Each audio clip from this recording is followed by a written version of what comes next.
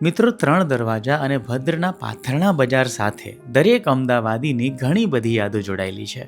ભદ્રનો કિલ્લો યાદ કરો એટલે સૌથી પહેલા ચારે બાજુ ખીચોખીચ ટ્રાફિકનો દ્રશ્ય નજર સામે આવી જાય. પણ હવે ભદ્રનું ટ્રાફિક બસ યાદોમાં જ રહી જશે. આકસ્મિક સિચ્યુએશન અને ઇમરજન્સીમાં વાહનો સરળતાથી અવરજવર કરી શકે તે માટે કોર્પોરેશન દ્વારા ભદ્ર પ્લાઝામાં આવેલા પાથરણા બજારને પાનકોર નાકા અને ઢાલગરવાડ વિસ્તારમાં જગ્યા આપી છે. ભદ્ર પ્લાઝા કોરિડોર ટ્રાફિક ફ્રી રહે અને એમ્બ્યુલન્સ તેમજ ફાયરના વાહનો અટકે નહીં તે માટે ઓનરેબલ ગુજરાત હાઈકોર્ટના 16 ઓક્ટોબર 2025ના ઓર્ડર મુજબ એએમસીએ આ કાર્યવાહી કરી છે. ભદ્ર પ્લાઝામાં પાથરણા બજાર સાથે સંકળાયેલા સેવા અને સેલોના મેમ્બર્સની રોજીરોટી ચાલુ રહે તે માટે એમને વૈકલ્પિક જગ્યા ફાળવવામાં આવી છે.